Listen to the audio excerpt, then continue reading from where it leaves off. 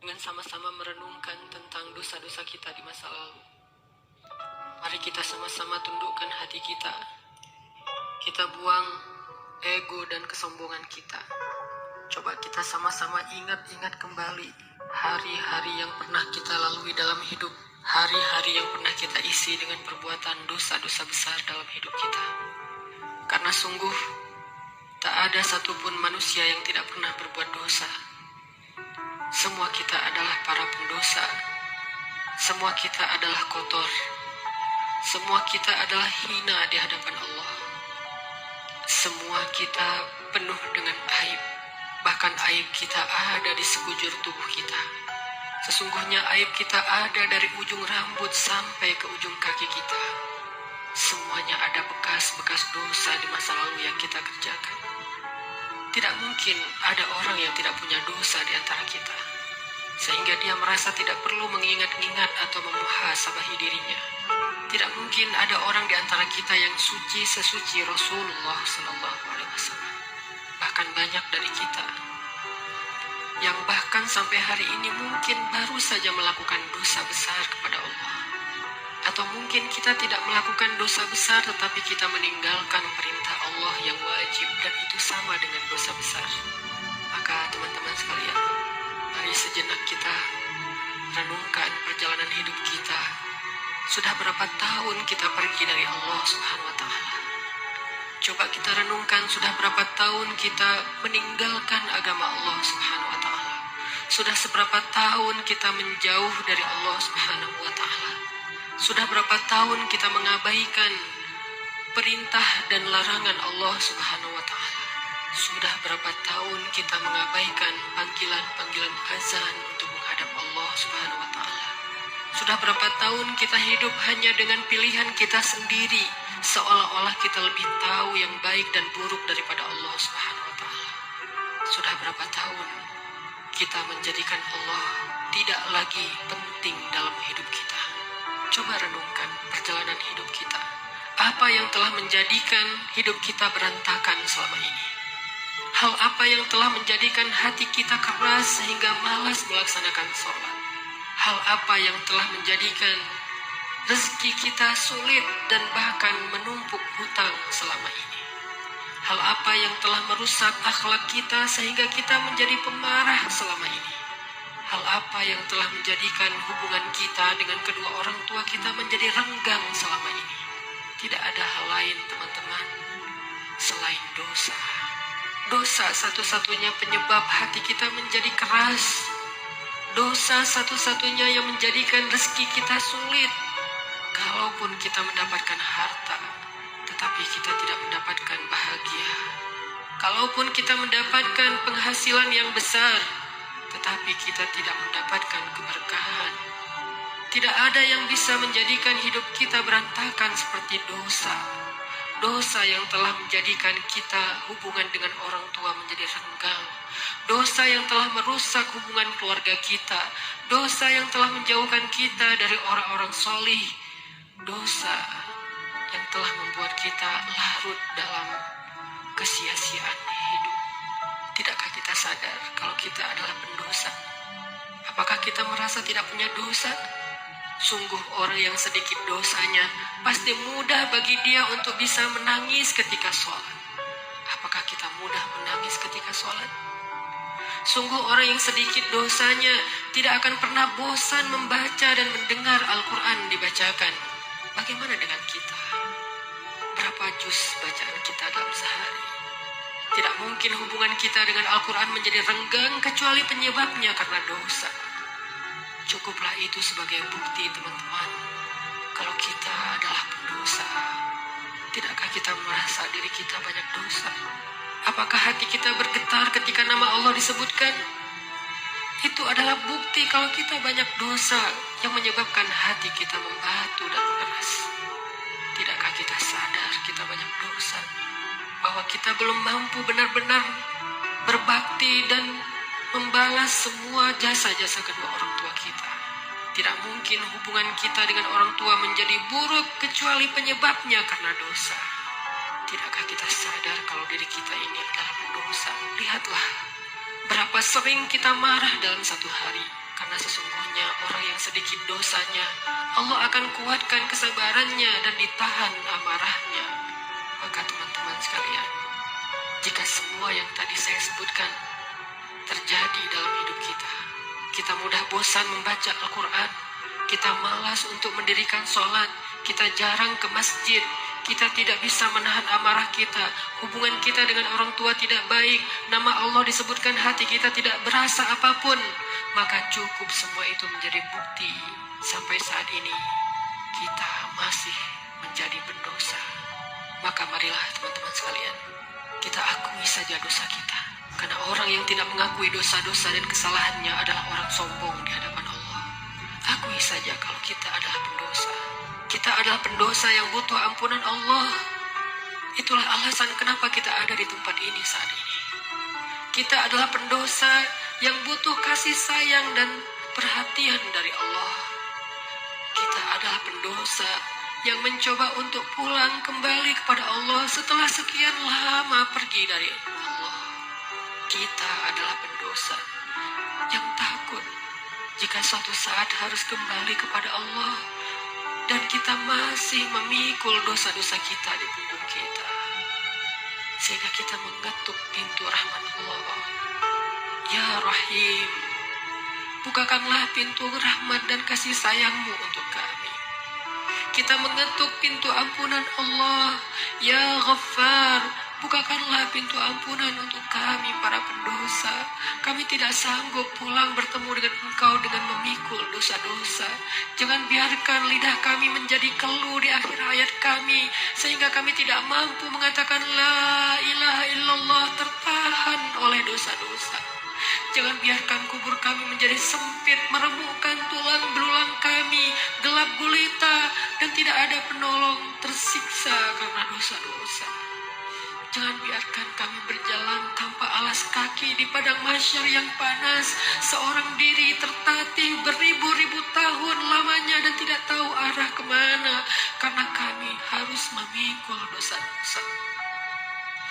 Jangan biarkan ya Allah Rasulullah SAW tidak menoleh ke arah kami di padang mahsyar karena terhalang oleh dosa-dosa. Jangan biarkan ya Allah ketika Rasulullah SAW menyambut umatnya di padang mahsyar, memberikan mereka minuman dari telaga Kausar, tersenyum ke wajah-wajah mereka, bersalaman dengan mereka, memeluk mereka dengan penuh perhatian, dan kami terhalang dari semua kebaikan itu karena dosa-dosa. Kami tidak sanggup ya Allah. Seandainya kami bertemu dengan Nabi di padang mahsyar, kami mencoba untuk tersenyum kepada beliau, sedangkan beliau memalingkan pandangannya dari kami, karena beliau tidak mengenal kami, karena wajah kami tertutup dengan dosa-dosa.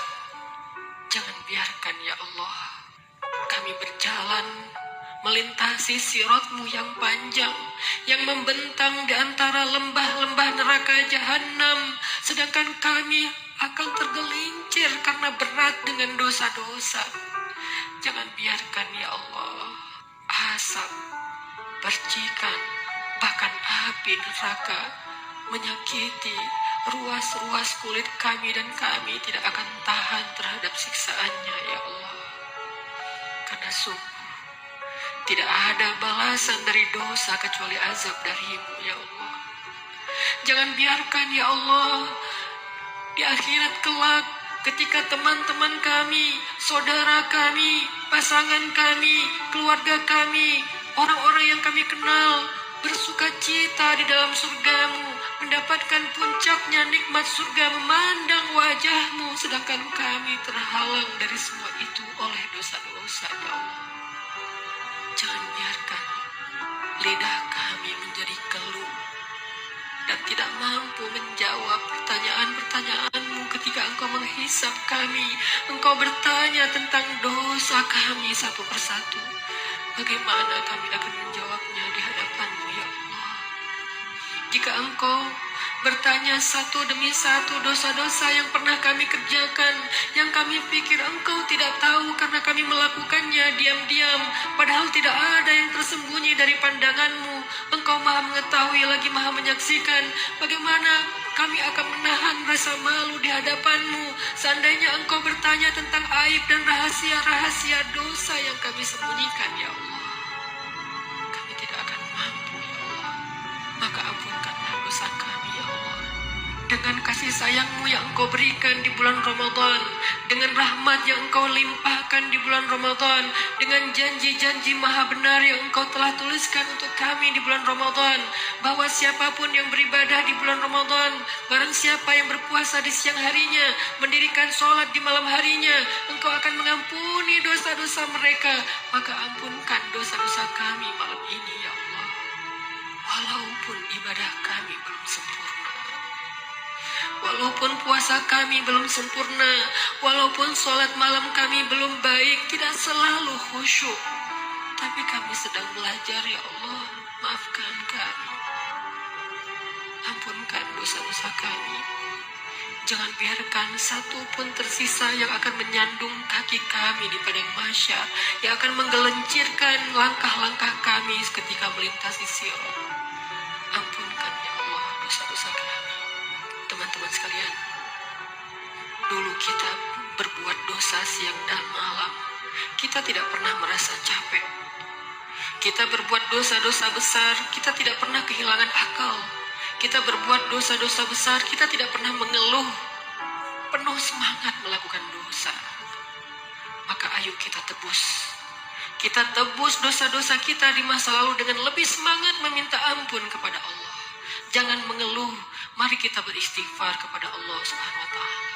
Sebagaimana dulu tidak pernah mengeluh berbuat dosa, maka sekarang jangan mengeluh untuk meminta ampun kepada Allah. Sungguh, seandainya kita meminta ampun kepada Allah dengan jujur, dengan penuh penyesalan di dalam hati kita, kita ingat setiap satu demi satu dosa yang kita kerjakan dalam setiap senandung istighfar kita. Allah berjanji, "Qul ya ibadiyalladzina asrafu ala anfusihim." Katakan kepada hamba-hambaku, wahai hamba-hambaku yang melampaui batas, wahai hamba-hambaku yang dosanya tidak terhitung, wahai hamba-hambaku yang dosanya dia lakukan siang dan malam bertahun-tahun lamanya, ya ibadi. Allah memanggil kita, teman-teman. Ya ibadi, ya ibadi, la taqnatu min rahmatillah. Ya ibadi, wahai hamba-hambaku yang banyak dosa, jawablah panggilan Allah. Labbaika ya Rabbi, aku penuhi panggilanmu ya Allah. Labbaika ya Rabbi, labbaika ya Rabbi. Allah memanggil kita, teman-teman. Allah memanggil kita di dalam Al-Quran. Allah memanggil kita sebagai hamba-hambanya yang banyak dosa. Allah tidak memanggil kita ya muznib, wahai para pendosa, ya asi, wahai yang ahli maksiat, ya fajir, wahai orang yang durhaka. Allah tidak memanggil kita dengan titel-titel dosa kita. Allah tidak memanggil kita dengan gelar-gelar maksiat kita. Walaupun dosa kita banyak, Allah masih memanggil kita dengan panggilan ampun. Ya ibadi, ya ibadi, ya ibadi, alladzina asrafu ala anfusihim la taqnatu min rahmatillah.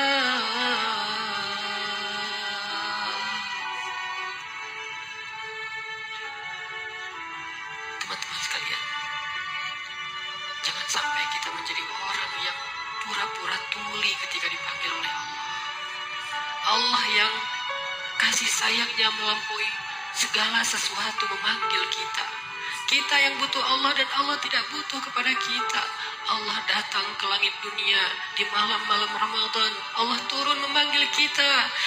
Hal min taib, adakah di antara hamba-hambaku yang punya banyak dosa dan ingin bertaubat? Hal min hajah, adakah di antara hamba-hambaku yang butuh pertolongan? Allah yang memanggil kita. Jangan sampai kita menjadi orang yang tuli. Allah memanggil kita, ya ibadi. Maka marilah kita sama-sama menjawab. Sama-sama kita menjawab panggilan Allah dengan kalimat Labbaik Rabbi, Labbaik Rabbi, Labbaik Rabbi, Labbaik, Labbaik, Labbaik. Aku penuhi panggilan-Mu ya Allah. Aku penuhi panggilan-Mu ya Ghaffar. Aku penuhi panggilan-Mu ya Tawwab. Labbaika ya Allah. Mari sama-sama teman-teman kita penuhi panggilan Allah dengan labbaika ya Rabbi. Ya ibadi, ya ibadi, ya ibadi, kullukum takhta'un wa ana aghfiru dhunuba jami'a. Wahai hamba-hambaku, wahai hamba-hambaku, wahai hamba-hambaku yang banyak dosa, sesungguhnya aku maha mengampuni dosa-dosa semuanya.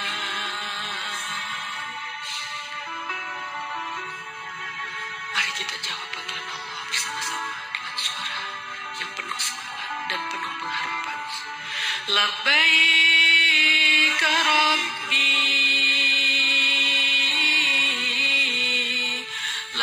Labbaik Rabbi,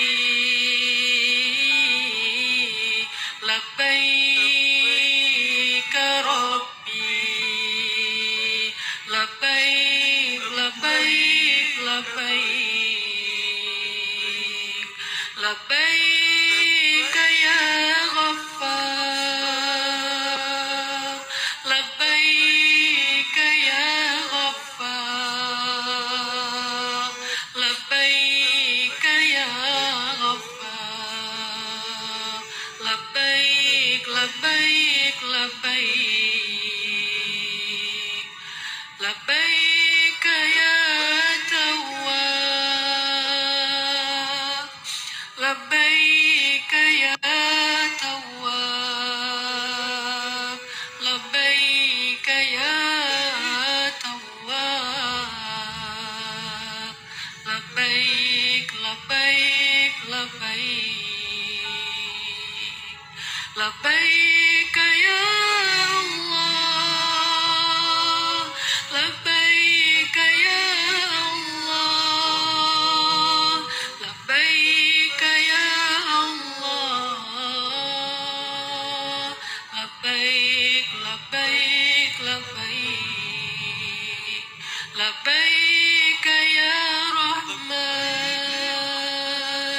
Labbaik ya Rahman, Labbaik ya Rahman, Labbaik, Labbaik, Labbaik, Labbaik ya Rahim,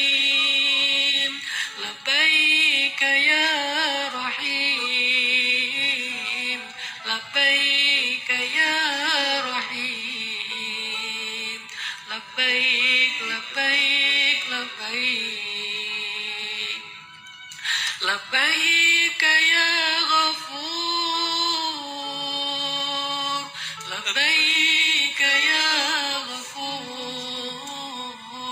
labbaik ya Ghafur, labbaik, labbaik, labbaik,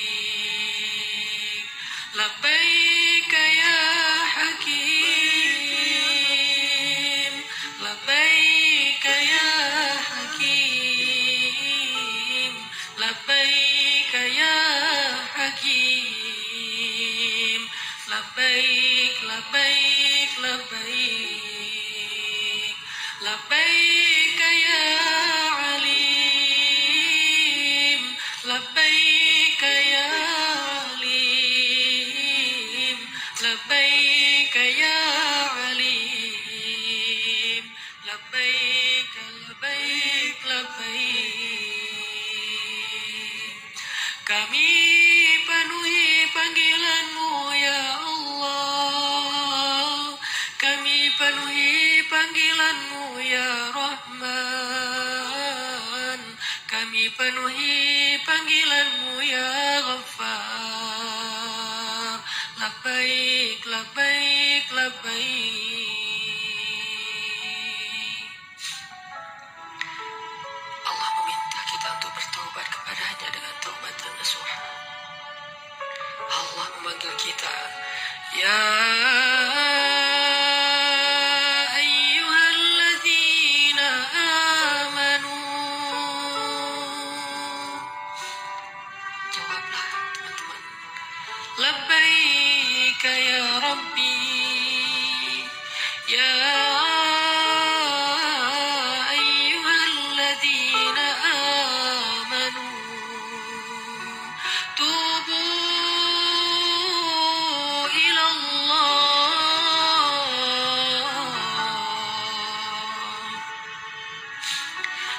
memanggil kita karena Allah tahu kita banyak dosa dan Allah tidak tega untuk menyakiti kita. Allah tidak ingin menzolimi kita. Allah tidak ingin menyiksa kita.